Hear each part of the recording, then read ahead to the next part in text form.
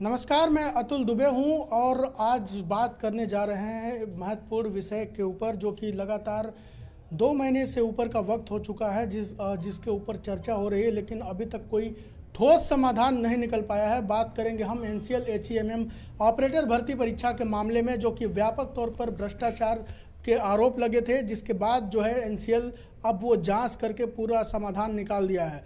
NCL का कहना है कि उसमें धांधली नहीं हुई है, जबकि जांच की जो टीम थी, समिति थी, उसका कोई पता नहीं है कि उसने किससे जांच कराया।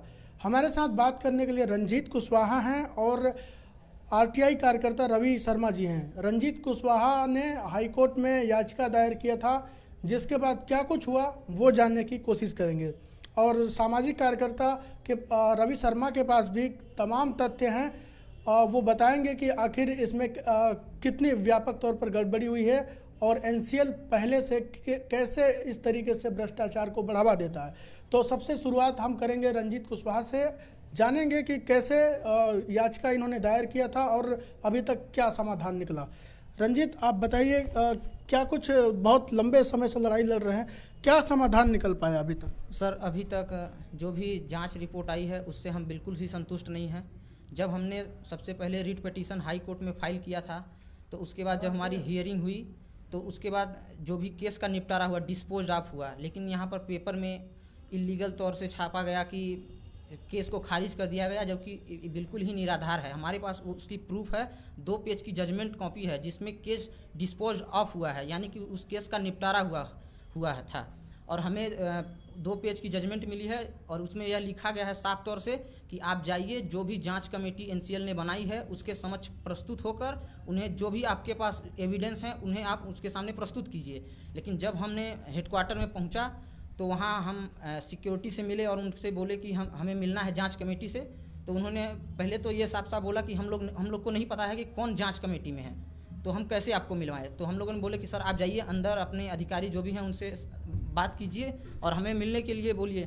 तो वो जब अंदर गए, वहाँ से वो आए वापस, तो बोलते हैं कि अभी हमको या किसी को भी नहीं पता है कि जांच कमेटी में कौन शामिल है, तो हम आपको किससे मिलवाएं। तो हम बोले तो सर, तो वो बोले कि आप बताइए कि कौन है जांच कमेटी में, हम आपसे मिलवाते हैं। तो सर हम बोले कि हमारे पास तो जानकारी ही नहीं है कौन है जांच कमेटी में, जब आपको ही नहीं पता है तो हमें कैसे पता हो सकता है। तो सर उन्होंने बोला कि आप एक एप्लीकेशन लिख के दीजिए कि कमेटी से मिलना है और आपके पास जो भी एविडेंस है वो दे दीजिए। हम लोगों ने सर वहीं पे तत्काल एक एप्लीकेशन लिखा और जांच कमेटी के नाम पे और उसे फॉरवर्ड कर दिया। और कमेटी से मुलाकात हुई? कमेटी से सर मुलाकात नहीं हुई। हम लोगों ने 2 बार हेडक्वार्टर पे पहुंचे और उनसे अनुरोध किया कि सर हमें एक बार कमेटी से मिलने की इजाज़त दी जाए।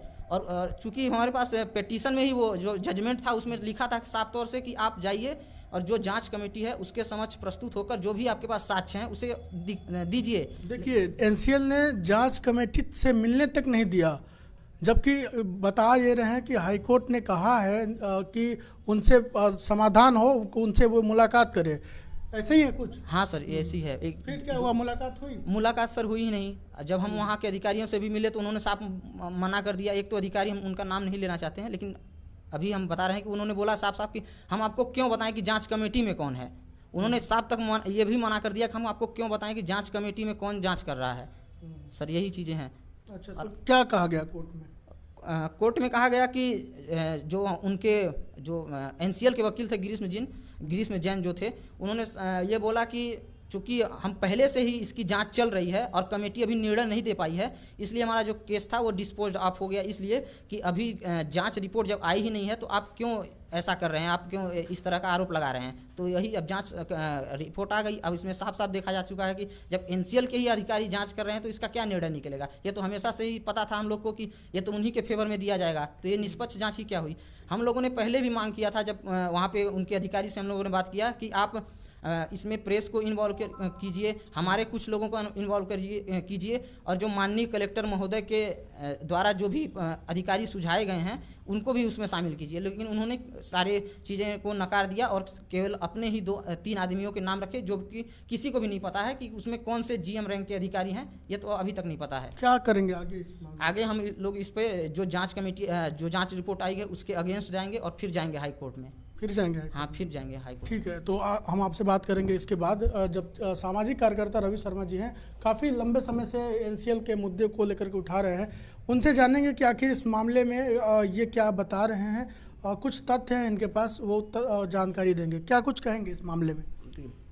पहले भी इस विषय पर आपके समक्ष में बात रख चुका हूं कि जांच गड़बड़ी तो हुई है, स्पष्ट दिखाई दे रहा है, लेकिन कल जब मैं पेपर में देखा कि रिपोर्ट आ गई है, उसमें एक नाम आया कि शरद वर्मा जीएम ईएनडीएम की अध्यक्षता में जांच रिपोर्ट आई। यह नाम सुनते के साथ मैं और निश्चिंत हो गया कि इसमें तो 101% जो है गड़बड़ी हुई है और जांच हुई ही नहीं है। अच्छा, जांच हुई नहीं है। अब बात इसकी है कि चोरी का जांच चोर कैसे करेगा? मेरा पहला प्रश्न, सीधी सी बात है। शरद वर्मा जीएम विजिलेंस रहे यहाँ सतर्कता विभाग में, और सतर्कता विभाग में रहते हुए अनेकों शिकायतें हमारी की गई। इनसे मैं फिजिकली मिला भी हूँ और एक किसी भी केस का निपटारा नहीं किए, बड़े बड़े करप्शन का, तो इसकी जांच वो कहाँ से करेंगे? यह बात भी सत्य है, मैं स्पष्ट कहता हूँ कि ये ईमानदार हैं, लेकिन कैसा ईमानदार हैं? यह ईमानदार मनमोहन सिंह जैसे हैं। अच्छा, कि अपने तो कुछ पैसे नहीं लेंगे, इकट्ठा नहीं करेंगे, लेकिन जो मेरे आका कहेगा मैं वही करूंगा। इस केस में वही हुआ है। रिपोर्ट किसी और की बनाई हुई। कौन है ये शरद वर्मा?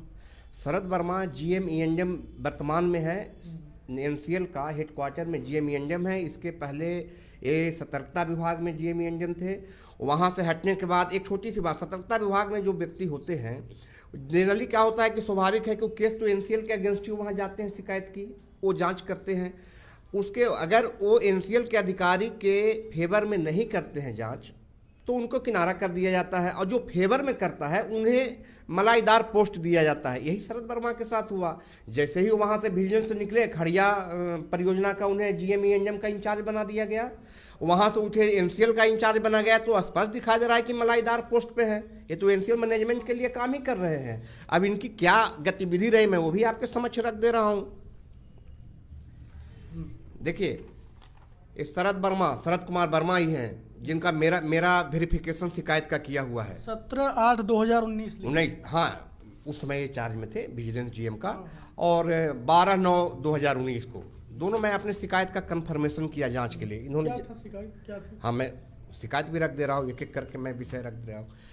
एक टेंडर, 4 टेंडर पड़े थे, खड़िया में हुए थे, जिसमें चारों पेपर में फर्जी पेपर लगे हुए थे, स्कैन करके। दूसरे का हाँ स्कैन करके लगाया था। मैं इसकी जांच की मांग किया था, इन्होंने जांच नहीं किया। मैं एक कंप्लेन में 14/8/2019 के माध्यम से किया था, नहीं किया। जब शरद वर्मा खड़िया में जीएम थे, मैं उस समय लेटर दिया हूँ, ये मेंशन किया हूँ कि आपके जीएम विजिलेंस रहते हुए शिकायत की आपने जांच नहीं किया, पुनः मैं आपको दे रहा हूँ, आप जांच कीजिए। इसकी जांच भी उन्होंने नहीं किया। क्यों नहीं किया? फर्जीवाड़ा इतने बड़े पैमाने पर है।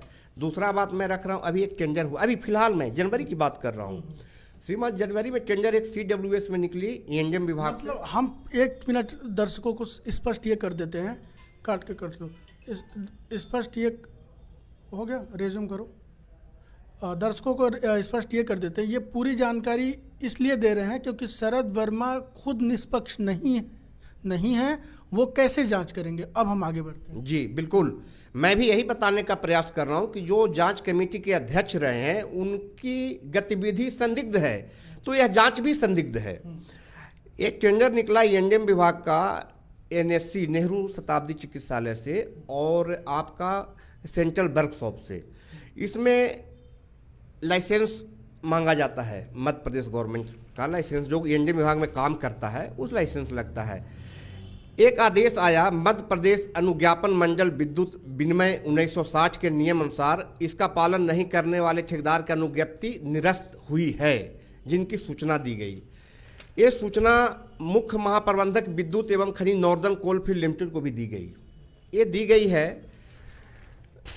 30/9/2020 को कि इतने लोग निरस्त किए गए। निरस्त में एक नाम आता है Messrs Bhaskar enterprises near Bengali club Singrauli Madhya Pradesh का। इनकी निरस्त हो चुकी है दिसंबर में ही इनका लाइसेंस इलेक्ट्रिकल। किसका था ये भास्कर इंटरप्राइजेज। हाँ, और ये दोनों टेंडर में ये पुराने जो निरस्त हैं उसके बावजूद भी इन्होंने लाइसेंस लगाया है, और इन लोग लेकर बैठे हुए हैं, इंतजार कर रहे हैं। इसमें उनका क्या भूमिका है? हाँ, उन्होंने जब जीएम ईएनडीएम है, ये सर्कुलर हर प्रोजेक्ट हर परियोजना में जारी करने का उनकी जिम्मेदारी। परियोजना प्रमुख थे वो। पूरे एनसीएल के जीएम ईएनएम के इंचार्ज हैं। अच्छा। अगर ये ईएनएम विभाग में कुछ भी बातें होती है तो इनकी जिम्मेदारी बनती है। अच्छा। तो सीडब्ल्यूएस में हुआ तो मैं मेल करके जानकारी भी दिया हूँ, लेकिन अभी तक कोई एक्शन नहीं हुआ, न टेंडर कैंसिल हुए न कुछ हुए हैं। इसके मैं आगे मैं आपके बढ़ जाता हूँ विजिलेंस केस। उसी से इसकी जांच कराई जा रही है, इस परीक्षा की। बिल्कुल बिल्कुल, ऐसे व्यक्ति से कराया गया है, उन्हीं व्यक्ति से उसी कमेटी से। बिल्कुल बिल्कुल सर। अब ये देखिए, कमेटी से नहीं, ये मैं शरद वर्मा की बात कर रहा हूँ। कमेटी में और कमेटी में एक सदस्य, क्योंकि अखबार में आप बता रहे हैं जैसा कि सिर्फ एनसीएल ने नाम किसी तरह से एक दिलवाया, उसमें से एक ही नाम दिए, एक ही नाम आया, जबकि कई महीनों से ये बात चल रही है कि इस कमेटी में कौन है, उसका नाम सामने लाया जाए। वो क्यों छुपाई जा रही है? यही बात है। मैं तो वो नाम भी जानना चाहता हूँ, तब मैं आगे की बात विस्तृत रूप से करता कि और कौन कौन व्यक्ति हैं। दूसरा, ये विजिलेंस में थे, मेरी शिकायत फायर होज की रही, आप लोग के सामने लेकर आए। ये है फायर होज सर। अच्छा। आग बुझाने के लिए फायर होज का इस्तेमाल होती है इसकी। इसमें 30 लाख का घोटाला हुआ। ये सामान जो है, एक कंपनी, दो कंपनी दोनों बनाती, इसका 9,000 रेट है, 30 मीटर लेंथ और 63 mm डायमीटर इसका चौड़ाई है। ठीक है, ये खरीदा गया 25,000 में, 25,000 में इसकी खरीदारी हुई, एक एक खोज किया। और आप देख सकते हैं कि ये जेम पोर्टल है जो आज इसी से खरीदारी हो रही है, जेम से हो रहे हैं। आप देखिए इसका रेट कितना, 9,357 रुपया इस ब्रांड का खरीदारी हुआ है। दूसरा ब्रांड न्यू वेज, इसका भी 9,097 रुपया, 63 mm और 30 मीटर लेंथ। ठीक है, और ये 25,000 में खरीदे। ये कहीं से भी जो इतना एविडेंस है, उसके बाद भी क्या कर रहे थे बिजनेस में बैठ के शरद वर्मा? मैं पूछना चाहता हूं उनसे कि शरद वर्मा, इतने बड़े घोटाले हुआ, आपने क्या जांच किया? अब इसके आगे भी मैं यहाँ खुद ये जांच नहीं कर पाए, इतना सामान सरकारी राशि को दुरुपयोग किया गया, आप कह रहे हैं घोटाला किया गया। हाँ। जब वहाँ जिस सरकार जब खुद निर्देश देती है कि ट्रांसपेरेंसी लाए, वहाँ जब ट्रांसपेरेंसी नहीं ला पा रहे हैं, तो इन छात्रों के भविष्य को लेकर क्या जांच की? हाँ, मैं आगे और बढ़ता हूँ, उनके कारनामे देख लीजिए, उसके बाद खुद ही पब्लिक समझ जाएगी कि क्या जांच हुई होगी परीक्षा की। एक सीजीआई सीट लगी थी जयंत में, जयंत परियोजना के स्टोर में जो बड़े होते 50 मीटर हाइट पे होते हैं, उस सीट लगे रहते हैं, उसको बदलना था, उसको उतार कर नया सीट लगाना था। ये काम 48 लाख का थे। आप देख सकते हैं कि ये वर्क कितने दिन, 90 दिन में वर्क करना था। स्वाभाविक है कि 90 दिन के वर्क थे। वो कहाँ 50 फीट से उससे पुराने सीट को उतारना, फिर रखना और उसको पेंट करना, ये काम थे। अब आप देख सकते हैं, आप ही कह रहे हैं काम, बताइए ना, वर्क स्टार्ट 8/11/13 और 24/11 को खत कंप्लीट हो गया। इस 3 महीना का काम 16 दिन में ये हो ही नहीं सकता, ये काम ही नहीं हो सकता है। कितने दिन में हुआ है? अब 8/11 को शुरू हुआ है 2013 को और 24/11 को खत्म हुई है। मतलब उसी महीने में खत्म हो गया? बिल्कुल उसी महीने में, 24 को 8 को शुरू हुआ है और 24 को खत्म हो गया। 16 दिन के। और देखिए उन्होंने काम 90 दिन का था। बिल्कुल एकदम लिखा हुआ, the work should be completed with in a period of 90 days. ये इंजीनियर ने कहा है कि ये कंप्लीट हम एस्टीमेट बनाते हैं, कम से कम 90 दिन लगेगा। 90 दिन कम से कम। ये 8 दिन में काम हुआ। सीधी सिंगरौली की रोड 10 साल हो गए, नहीं बन पा रही। 18 दिन में बना तो इसमें तो काम ही नहीं हुआ है, तो फर्जी पैसे लिए गए। आज भी नहीं है। 1 mm का इसमें लगाना था, पहले जो लगा हुआ था 0.6 mm का है, आज भी 1 mm का नहीं है सीट। ये क्या है? ये कंप्लेन है, क्यों नहीं जांच किए जीएम विजिलेंस रहते हुए शरद वर्मा? चलिए आगे की और मैं एक दे देता हूं, ये सब कुछ देख सकते हैं। जयंत सीजीएम ऑफिस के पीछे 8 दुकान बनी।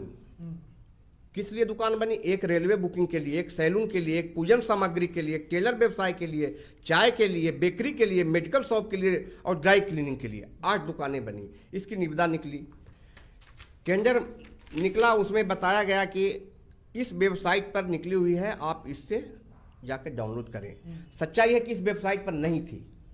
मैंने शिकायत किया कि वेबसाइट पर है ही नहीं, चूंकि अंदर से सेटिंग हो चुकी थी कि ऑफिस से ही 500 रुपये में लोग निविदा ले चुके थे। वो तो गलती से एक सज्जन ने मार्केट में फोटोकॉपी कराने आ गया, तो ये वेबसाइट दिख गया। मैंने वेबसाइट पर जब चेक किया तो टेंडर है ही नहीं, ये दुकान पहले से सेट थी, पहले से सेटिंग हो चुकी थी। नतीजा है आज भी 7 साल हो गए, आज भी वो दुकानें का ना टेंडर हुआ। वैसे ही अब कुछ दिन में तो गिरने वाला है, दरवाजे टूट चुके हैं। ये दुकान रनिंग में नहीं है।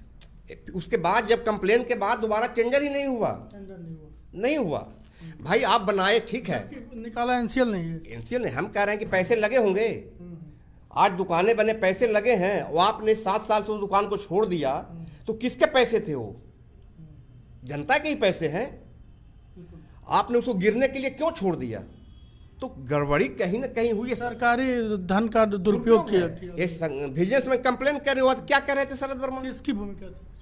सारे जो आप कह रहे हैं, ये सारे लोगों को जेल से लेके विजिलेंस में जो भी व्यक्ति कुर्सी पर बैठा है वो मैनेजमेंट के लिए काम किया है, प्रबंधन के लिए काम किया। इसमें शरद वर्मा भी रहे हैं।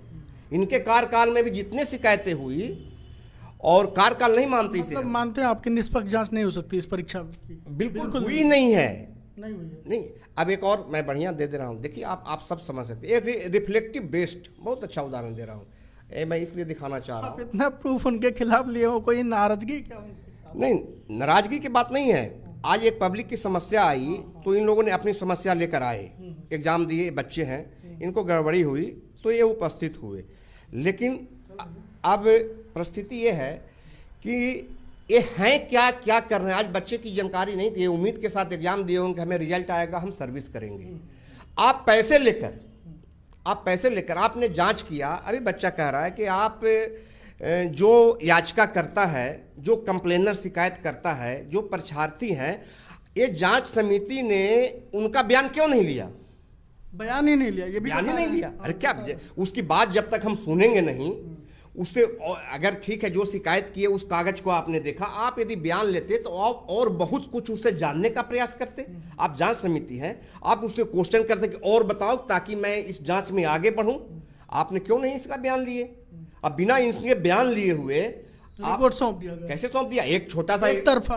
भाई FIR भी करने जाते हैं तो बयान शिकायतकर्ता की भी होती है, उसकी भी होती है। ठीक है, आवेदन तो हम देते हैं लिख के, उसके बाद भी बयान होती है भाई, उसमें क्वेश्चन पूछे जाते हैं और सारी बातें होती है जो जानने का प्रयास किया, ये प्रबंधन नहीं किया।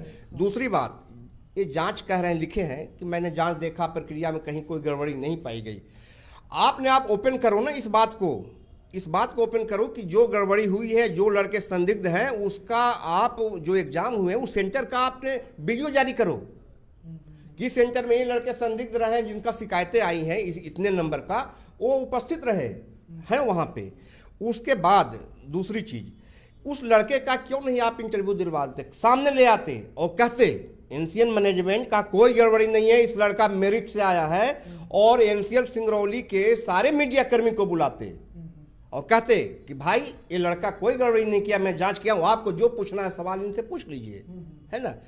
तब यहाँ का सामाजिक संगठन, मीडिया या यहाँ का जन नेता, है ना, सब समझते, संतुष्ट होते, परीक्षार्थी भी संतुष्ट हो जाते। यहाँ का भाई साहब जनप्रतिनिधि की आपका ही इंटरव्यू को मैंने सुना, सभी लोगों ने माना कि गड़बड़ी हुई है।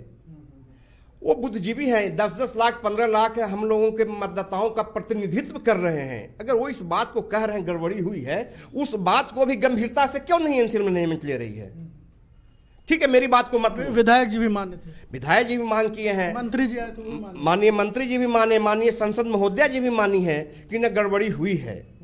ये जनमानस की आवाज है, सिंगरौली की जनता की आवाज है, इसको आप इग्नोर नहीं कर सकते। आप रवि शर्मा की आवाज इग्नोर करो, कोई दिक्कत नहीं है, मैं सत्य उठाता रहूंगा, लेकिन इतने बड़े समुदाय का जहां गड़बड़ी हुई है, सब लोग जनप्रतिनिधि लोग आवाज कर रहे हैं, पारदर्शिता तो बरत दिए होते। मैं क्या और नाम आने दीजिए अतुल जी, अभी मैंने रिपोर्ट में क्या आया है, रिपोर्ट में अभी सिर्फ इतना ही जान रहे हैं कि कोई गड़बड़ी नहीं हुई है और सिर्फ शरद वर्मा का ही नाम आया है। पूरी जांच समिति का नाम आ जाए तो मैं आगे देखता हूं कि कौन कौन व्यक्ति हैं। लेकिन अभी जो रिपोर्ट आए हैं, शरद वर्मा जो अध्यक्ष हैं वो संदिग्ध हैं, वो प्रबंधन के लिए काम करते हैं, इसलिए इनकी रिपोर्ट की विश्वसनीयता नगण्य है। बिल्कुल। तो देखा कि जो शरद वर्मा जांच टीम में शामिल थे वो कहीं ना कहीं निष्पक्षता से जांच इसलिए नहीं किए क्योंकि उनके रहते हुए एनसीएल के अलग अलग प्रोजेक्ट में जमकर भ्रष्टाचार किया गया है, और इतना ही नहीं, सरकारी धन का व्यापक तौर में गड़बड़ी की गई है। तो वो कैसे जांच करेंगे, ये प्रश्न उठा रहे हैं। फिर से हम याचिकाकर्ता से बात करेंगे, जानेंगे कि वो क्या कुछ करेंगे आगे।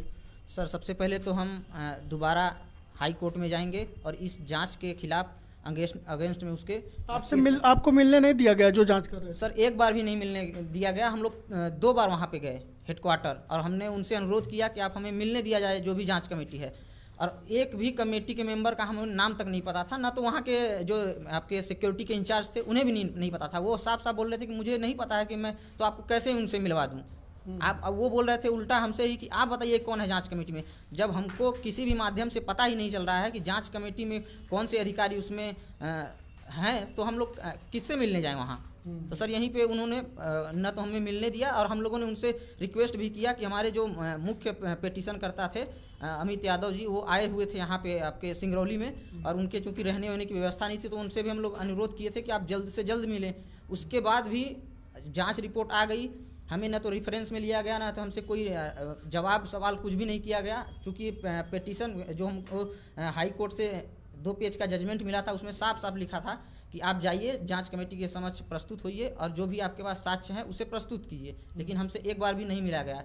और अभी जब जांच रिपोर्ट आती है तो उसमें केवल 1 पेज में ही पूरा जो भी उसका जिस्ट निकल रहा है आपका जांच का, वो बता रहे हैं कि निराधार है, कोई भी इसमें गड़बड़ी नहीं हुई है। तो हम चाहते हैं कि आप किस किस बेसिस पे आप वो जांच किए हैं, आप उसको भी रखिए कि किस बेसिस पे आप जांच किए हैं। ये 90 से ऊपर लड़के, करीब आपके 165 लड़के हैं, आप उनमें से हम कहते हैं 165 का ही नहीं, करीब करीब आप 10 लड़कों के ही वीडियो फुटेज जारी कर दीजिए जो कि एग्जाम के समय में वो उपस्थित थे और वो पेपर दे रहे हैं। ऐसे बहुत सारे सामने चीज़ें आ रही हैं कि लड़कों को सीधे पेपर दे दिया गया था, उन्हें उन क्वेश्चन के आंसर हटा दिए गए हैं। लेकिन मैथ एक ऐसा सब्जेक्ट होता है जिसमें आप रटे होंगे भले ही, लेकिन आपको उसका आंसर लाने के लिए आपको प्रश्न को सॉल्व करना पड़ेगा। अगर वो चीज़ें भी आ जाती हैं तो भी वो सामने आ जाएंगे सच्चाई की, क्या वो उन्होंने क्या फेयर में ही एग्ज़ाम पास किया है या तो फिर धांधली हुई है। और हम ये भी चाहते हैं कि आप जो भी जांच कर रहे हैं उनका सीधे सीधे आप वीडियो फुटेज जारी कर दीजिए। जो भी 160 लड़के हैं, आप 3 महीने से जांच कर रहे हैं, तो आपको तो कुछ ही दिनों की बात है कि आप जो भी फुटेज होंगे आप उसे जारी कर दीजिए और हम संतुष्ट हो जाएंगे उससे।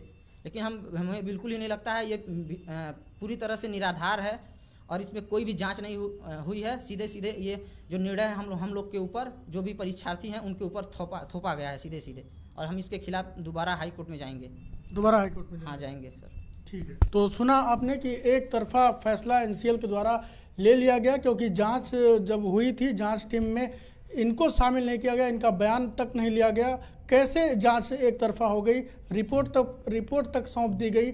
जबकि इधर में बात किया आरटीआई कार्यकर्ता से, उन्होंने जो जांच टीम की एक सदस्य, एक लोग का नाम जो पेपर में छपा हुआ था, उसकी उन्होंने पूरी हिस्ट्री निकाल कर रख दी कि जांच समिति के अध्यक्ष का पूरी हिस्ट्री इन्होंने निकाल कर रख दी कि आखिर इनके रहते रहते किस तरह से गड़बड़ियां की गई। मैं याचिकाकर्ता जी से मैं एक सलाह देना चाहूँगा कि आप आरटीआई लगाकर जांच रिपोर्ट को लें और जो समिति के सदस्य हैं उनकी संदिग्ध भूमिका की मैं जानकारी दूंगा, वो कोर्ट के सामने रखें कि ये व्यक्ति संदिग्ध है, मैं उसका पेपर दूंगा। कोर्ट यह निर्णय करेगा कि संदिग्ध व्यक्ति कैसे जांच कर सकता है।